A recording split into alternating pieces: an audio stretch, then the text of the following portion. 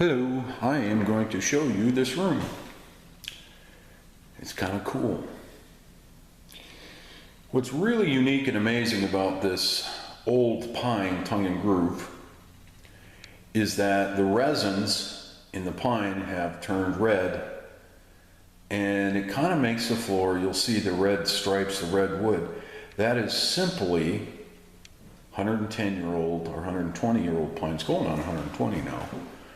Pine. It's very unique. Teresa kind of wanted to make this room, or make the floors, she kind of likes the old beat up look, but still the floors need to be refinished. So that was my excuse for doing a crappy job on it. But let me tell you something, I'm going to turn this into a witness and testimony for God. I really kind of like the perfect look, which is sad because as human beings we have such a terrible time making things perfect. Yet it is an accomplishable feat to an extent. But this floor is not perfect, and I'm fixing to show you how it isn't. But as you look at it from an overall perspective, it works out like Teresa kind of wanted. Now I have to kind of get some close-ups here to show this, but I think it's rather unique. And it is kind of funny that the human condition is to look at things from the micro. We just get to looking at a little thing like this divot in the floor here that really, if I was going to try and sand, well, there's no way to sand it out. I mean, the wood would have been 3/8 of an inch thick there. Well, we just can't have that. But it kind of adds character to the floor. And as I get closer, I don't know if the camera is going to show this. I wish it would. I guess you have to see it with your naked eye. All the grooves, scratches, saw marks, rough up marks. For instance, right here in front of me, and I can't see it in the camera, the floor has some very consistent marks that they made because they laid linoleum on this floor at one time or another in the past. And they roughed the floor up so the glue would grip. And, you know, that must have been 100 years ago or whenever linoleum really took off. But there are some other imperfections, things that I end up adding. So right there, right dead center of the picture, is some of the very old, and it may have been as old as the home was. I don't think so. Wood putty. Well, when I tacked the floor after I had sanded it down, there were still all kinds of particles that just popped up out. And then as I used a pad to put down the clear coat, it just picked up more. And I just got tired of trying to hunt them down, and I said, "Oh, forget it. I'm just going to leave it there. It looks like it belongs there." I'm laughing. Well, it's kind of the way it is all over the floor. So in a very unique and fascinating way, these imperfections become kind of consistent throughout the floor, and it works. And I'm going, oh, such imperfection. Well, that's my opinion. Teresa likes the beat up look. Like, I mean, if I would have brought in some chains in here and started beating on the floor, she would have understood. But I didn't have to do that. All I had to do was do a half-baked job, and the next thing you know, look at this. Even this discoloration in the floor. It's like a trail from the front door all the way to there. And I'm going, but it kind of works. You know, I got sanding marks in here where I'm an amateur with using these big floor sanders. It just kind of blends in. It looks like it belongs. It looks like this room has been used a bunch. Well, that's what she wants, that lived-in look. I couldn't have done that on purpose. It's just amazing. And I'm not patting myself on the back. I'm saying, like Urkel says, did I do that? Whatever it is, it looks so much better than it did. Some of my repair work is just really, I thought, well, I'll just do this. Anything's better than nothing. Because there were holes in the floors. So first I tried to bore out a hole, an inch hole, so that I could get a certain size dowel. And this first hole here, I used that oak dowel on it. And I gotta tell you, that just, it worked better than this other patch over here, as far as appearance goes. This one was a broom handle, or a mop handle. I just drilled a hole out an inch and then took a mop handle that was bigger than the hole and stuck it in the hole and just spun it around real hard for a minute so that I could kind of shrink it to fit. And well, I can see the hickory just doesn't blend in so well. The hole next to it, the smaller one, was oak. I took oak doweling and did the same thing. 3/4 inch oak doweling with and actually it just fit right in the hole, and I just stuck it in there, and it was a little bit tight, so I spun it around and then took it to the miter saw and just cut it off to length. Took a hammer and just tapped it in there, put some glue on it, and well, it plugged the hole. Now I suppose I should have just worked my butt off and tried to get the phone line up through the wall and do that, but well, that's not been the theme in this house.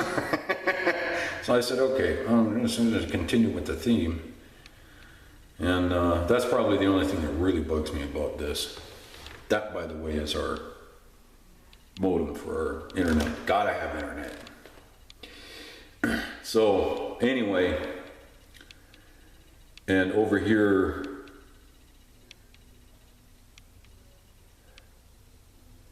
I have just a big divot that, again, I would have had to really sand the wood down too much and thin it out. I didn't want to do that.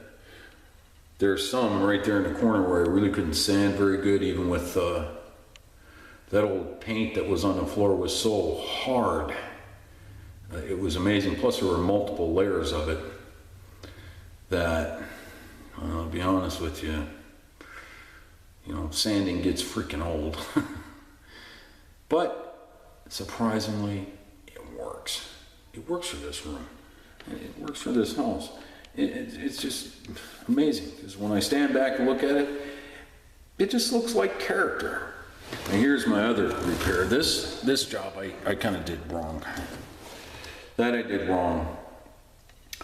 I used my 3-inch hole saw on the hole. The hole was a little bit big, and so I ended up using my 3-inch hole saw because I thought I had to, and then I just used the cutting. I took a cutting from another piece of pine from around the house here, and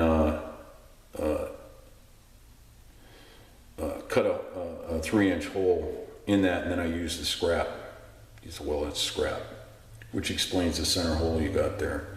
I didn't really like that because that just left a gap around the edges. So what I did was I took some of the sawdust from sanding the floor, and I just put it in around the edges, and then stuck it in there, and literally just polyurethaned over it. So, well, it kind of works. Some of the sawdust fell through, so I didn't get it all very good.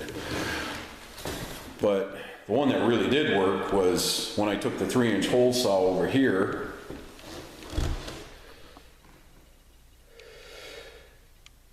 I took the 2 3/4 hole saw, cut the hole, and then I took my 3-inch hole saw and cut the pine scrap that I had.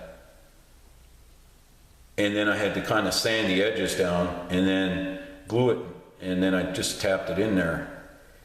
And amazingly, the irregularities from me sanding, because I didn't really have a method of sanding a perfect circle, the edges perfect, I just kind of did it by hand.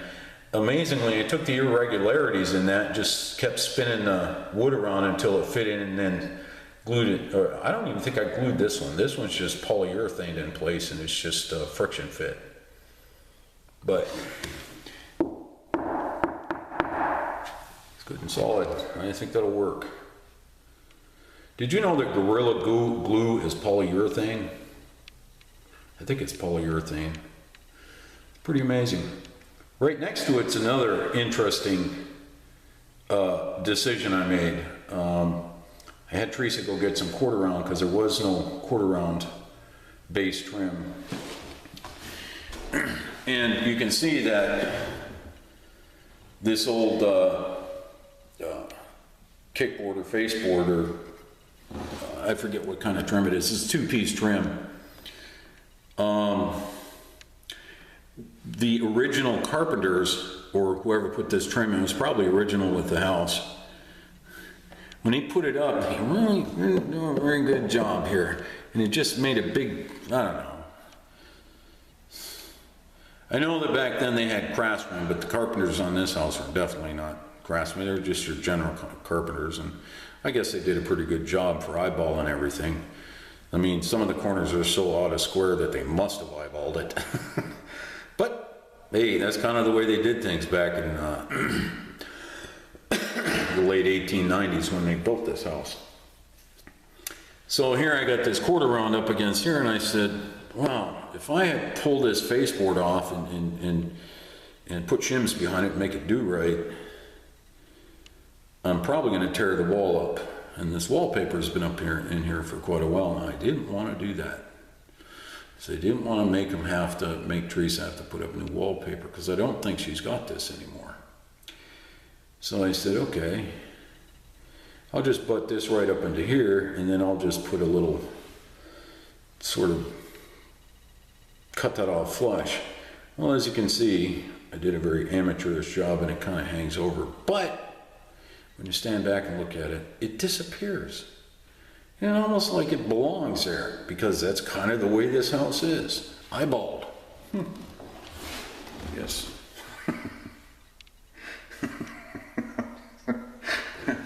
Who am I? What am I doing? Okay, that's kind of what she wants. I think this will fit. So anyway, now I'm going to stand back and I'm going to look at it. And I'm going to go, you have to be kidding me. It just works. How did that happen? Huh? It's just a gift of God, I guess. I don't know. I put this trim up. Teresa just went down and bought some thin oak baseboard. Stuff you might use in a house. And it's the only thing that really doesn't fit in here. But it's almost not noticeable. It's interesting. Here I took the scraps that I had left over from that baseboard, and I put it right here. Now, as you can see, I didn't have another piece to redo it with, and you can't really see it, but there's a gap there. I hate that. That's the only thing I hate about what I did. The rest is just laughable. But it works right there. Covers up that mess. You can see it cracked down there. That's just another one of my scripts. But again, I didn't have a piece to undo it and redo it, which is what I would have preferred. That's okay. That I'm going to cover up with a wooden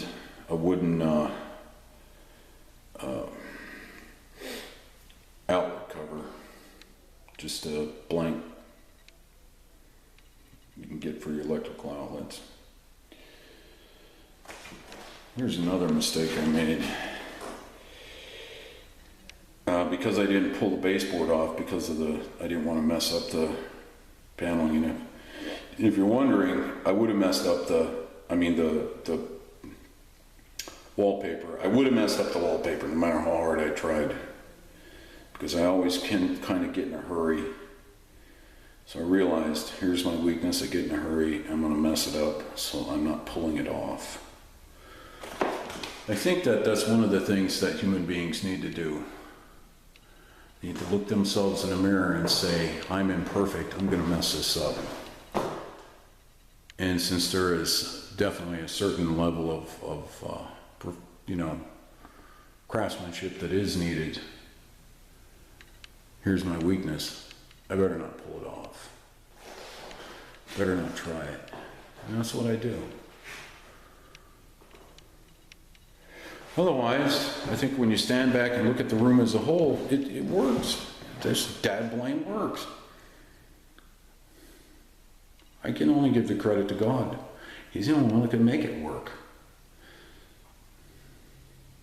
Here's another interesting thing that happened. You can't see this on the camera, I think, because it doesn't show very well, and I really can't get up close enough to it, even if I zoom in. Let's see if I can zoom in enough. And focus, focus, focus, focus. I don't want to focus. Let's get down at an angle. See what happened? I had this floor sanded pretty smooth.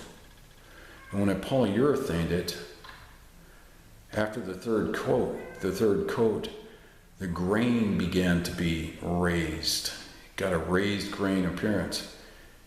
And that imperfection, of course, I read the instructions and it says sand it flat. And then put the next coat on. I said, that works. I actually kind of like it. Plus you get a non-slip surface, I hope. Actually, this urethane actually does a pretty good job. We use the same stuff in Mom's bedroom. And it's still kind of non-slip. I kind of like it. It's good stuff. Varathane, if you want to know. Well, time for me to go. Click.